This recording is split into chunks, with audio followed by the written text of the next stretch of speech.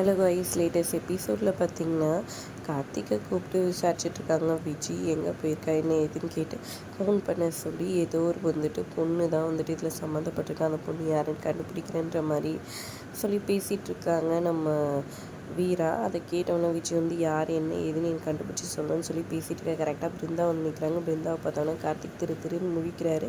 விஜய் வேணும்னே மச்சான் நம்ம இனிமேல் டெய்லி ராத்திரி மீட் பண்ணலாம் இதே மாதிரி ஸ்வீட்டு மச்சான் அப்படின்னு சொல்லிட்டு போகிறாங்க. அதை பார்த்தோன்னா பிருந்தா கடுப்பாயிட்டு என்ன நடக்குதுங்கன்னு சொல்லி கோவப்பட்டுட்ருக்குறாங்க.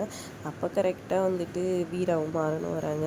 என்னாச்சு அப்படின்னு சொல்லி கேட்க, இங்கே பாருங்கள் எப்போ பாரு விஜய்கிட்ட பேசியிருக்காங்க, இந்த ராத்துக்குள்ளே எதுக்கு போய் பேசிகிட்டு இருக்கணும், எனக்கு என்னமோ டவுட்டாக இருக்கணும். நான் சொல்ல என்னடா அவன் பொண்டாட்டி இவ்வளோ டவுட்டாக இருக்கா, அவள் வேணே சும்மா வெறுப்பேற்றதுக்காக இவங்ககிட்ட இது பண்ணியிருப்பா, அதனால் நீ அதை போய் சந்தேகப்பட்டு இப்படியெல்லாம் பேசிட்டு போ அப்படின்னு சொல்லிட்டு மாறன் சமாளித்து அனுப்புகிறாரு. நல்ல வேலைடா காப்பாற்றுனீங்க அப்படின்ற மாதிரி சில உனக்கு உன் மேலே அவளுக்கு சந்தேகம் வரல அப்படின்னு சொல்லி கேட்க, இல்லை அதெல்லாம் ஒன்றும் வரல, என்னை நம்புறா அப்படின்ற மாதிரி கார்த்திக் ஒரு பக்கம் சொல்லிட்டு இருக்கிறாரு. அதுக்கப்புறம் இங்கே பார்த்தீங்கன்னா நைட்டு மாறனும் வீராவும் தூங்காமல் திரும்பி படுத்துக்கிட்டு அந்த ராகவன் சண்டை போட்டதும் பேசினதையும் வீடியோவுமே யோசிச்சு பார்த்துட்ருக்காங்க.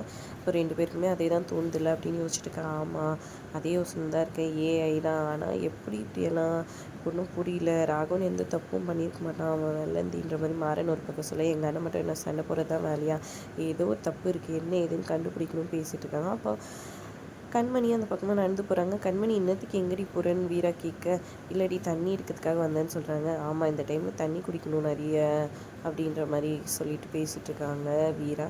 அப்போது ராகவனோட சட்டையை எடுத்துகிட்டு போகிறத நோட் பண்ணுறாங்க. பார்த்தியா, ஜெயிலுக்கு போகணும் அதுக்கப்புறமா தான் இன்னும் கொஞ்சம் காதல் வந்துச்சு. ஆமாம்ல, நீ ஜெயிலுக்கு போனப்போ தான் எனக்கும் காதல் வந்துச்சு, அதே மாதிரி தான். அது சரி, இதெல்லாம் தெரிஞ்சுதான் முதல்ல ராகவனை நான் ஜெயிலுக்கு போக வச்சுருப்பேன் அப்படின்ற மாதிரி மாறன்னு சொல்லிட்டு இருக்காரு. டே கம்முன்னுடா, ஏதாவது ஐடியா வரணும் அப்படின்னு சொல்லிட்டு நான் காலையில் ஏஞ்சிருந்தா ஐடியா வரும், கண்டிப்பாக நம்மளுக்கு ஐடியா நல்லபடியாக ஐடியா கிடைக்கும். எக்ஸாமில் எப்படி கடைசி நேரத்தில் படித்து பாஸ் பண்ணுவாங்களோ அதே மாதிரி பாரு, நான் என்ன பண்ணுறேன் பாரு சொல்லிட்டு அப்படியே 2 பேரும் தூங்கிடுறாங்க. மறுநாள் காலையில் கண்மணி எழுந்து சாமியெல்லாம் கும்பிட்டு ஆரத்தியெல்லாம் எல்லாருக்கும் காமிக்கிறாங்க.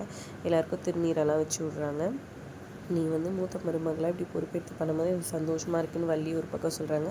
அதுக்கப்புறம் மாறன்கிட்ட நீங்கள் ராகவனை நிரூபிச்சிடலாம்ல, எந்த தப்பும் பண்ணலன்னு சொல்லிட்டு, கண்டிப்பாக நிரூபிச்சிடலாம். அந்த வீடியோ ராகவன் பேசுகிற ஏஐ வீடியோன்னு நான் கண்டிப்பாக சொல்கிறேன், இது பண்ணலாம், ப்ரூஃப் பண்ணிடலாம் அப்படின்ட்டு இருக்காங்க.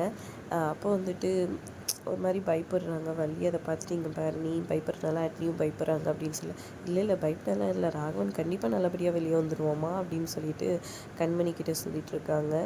அதுக்கப்புறம் நீங்கள் எல்லோரும் போங்க, நான் கொஞ்சம் வெளியே போயிட்டு வந்துடுறேன்ட்டு வீரா சொல்ல, அதை கேட்டு